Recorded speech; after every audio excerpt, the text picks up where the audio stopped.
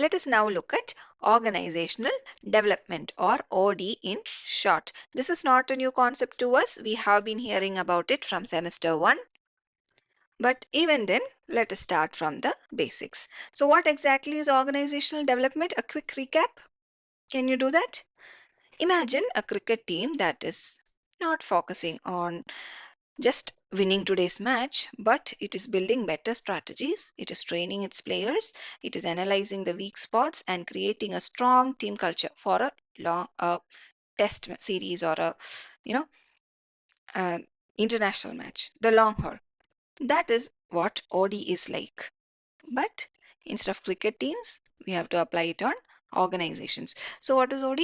It is basically a structured and a planned approach. It looks at everything: structure, policies, processes, and especially people. Yeah, people like you and me, the employees, the heart of any organization. So the idea is to make work more efficient and also make employees feel happier, more engaged, and motivated. So why bother with OD? Let's be honest, organizations face all kinds of issues: poor communication, lack of teamwork, unclear goals, or even old fashioned office politics. OD helps tackle all these problems in a very smart way, um, and also a systematic way, by encouraging open communication, promoting collaboration, and pushing for a culture of continuous improvement. So basically, OD, organizational development, is like giving an organization a regular full body health checkup with a therapy session, minus the coach. Now, let us look at OD as a model for planned organizational change. Remember planned organizational change, Unit 2. So, why is it important? Because change is inevitable. Maybe there is a new technology or a merger or a change in leadership. Organizations have to adapt. And OD helps them do this in a way that is well planned, people centric, and also effective. So it is not just about change for the sake of change, but it is about a meaningful and long lasting transformation. So, what are the stages of OD? OD works through a series of stages. Trust me, this process is no overnight miracle. It takes time, it takes commitment, and a little bit of patience as well. Kind of like how you're trying to convince your team or your family members to agree on where to order lunch or dinner from. Let us walk through these stages of organizational development. I'll try to keep it as simple as possible. The first step is initiation. This is where we start. This is when someone, usually the top management, realizes that something is not working here. Then comes the problem identification phase. This is where the real issues are brought to light and not just the surface level stuff, right?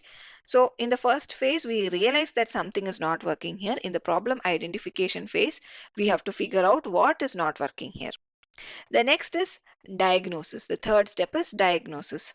Just like a doctor analyzing our test results, the organization's systems, processes, and culture will get examined closely. And once the root causes are understood for the problem, we can move to the next step, that is feedback. This is where the findings are shared with the team. This is not a blame game, but it is a chance for an honest reflection. And then comes the joint diagnosis, the next step, that is joint diagnosis. This is a collaborative stage where management and OD consultants together agree on the real problems. This is followed by action planning, that is the sixth step. Um, this is where we create a clear roadmap of what to change in our organization and how to change it. After this plan is put to action, we have to do what you can see, we have to implement it. That is the next step. And after that, we have to gather data after implementation. We have to check whether the changes are actually working. This is evaluation. That is the eighth step of organizational development. where we see what has been achieved with this whole implementation process. If things are going well, then we can move to the next stage, that is stabilization, that is making sure that the changes stick. And finally, we go to the 10th step or the 10th stage, that is termination. It is not like you're fired, but this is like the OD intervention is complete and it is successful. The file case closed, like that. Okay, so these are the stages of OD. Once again, initiation, where you discover that, or where you discover that something is not working. Second, problem identification. You figure out what is not working, like what is the problem there. Third is diagnosis. We look at all the things within and external also, what is affecting our organization, to figure out what might be going wrong. The fourth step is feedback. What do we do in feedback? Once again, can you recollect? We share the findings of the diagnosis with the team. It's not a blame game, but it is a chance for honest reflection. And then once we share the feedback, we sit and try to do a joint diagnosis.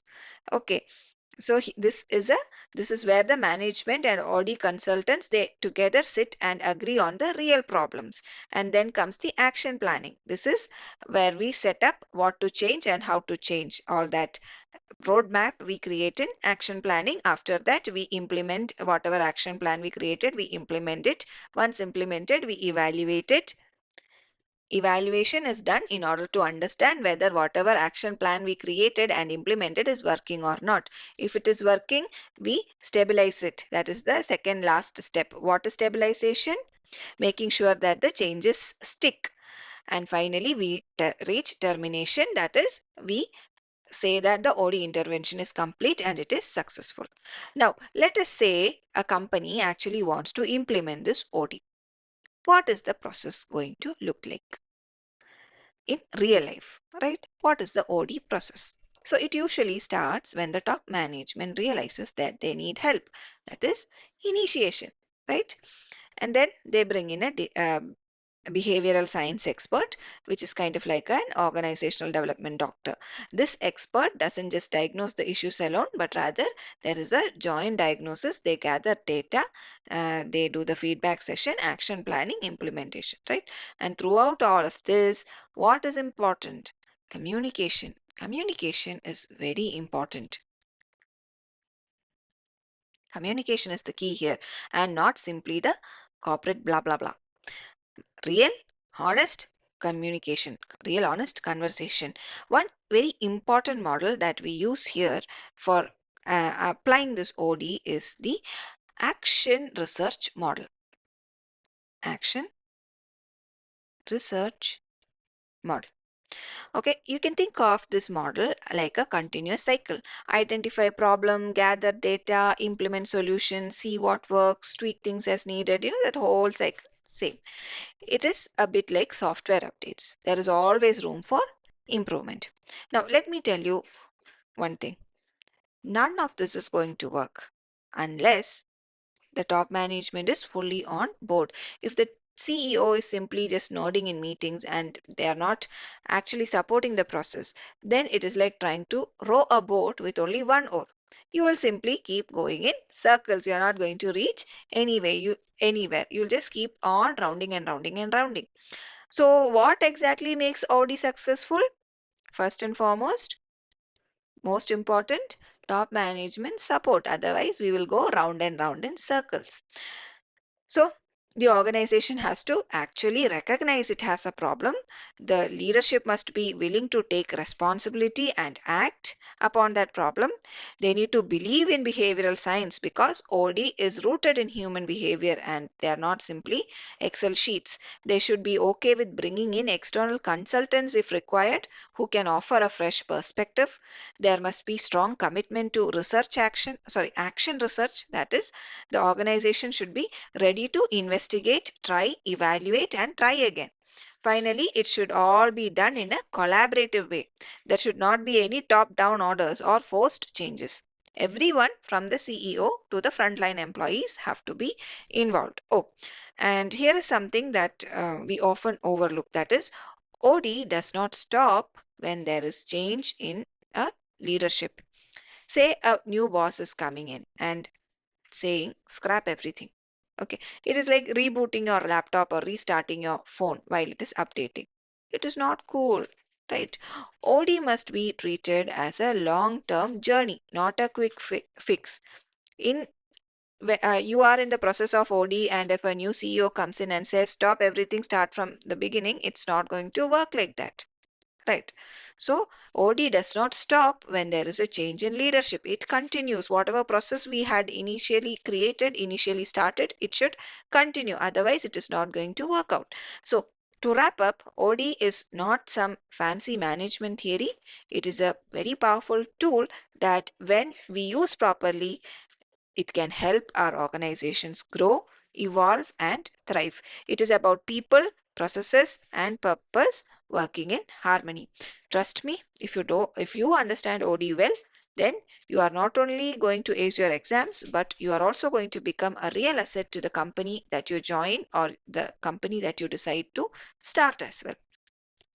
So the next time you hear someone say this place really needs some change, you can smile and say, yeah, sounds like an OD intervention is in order. So that was the rapid roundup of all the important concepts in Unit 5. I hope it was helpful for you.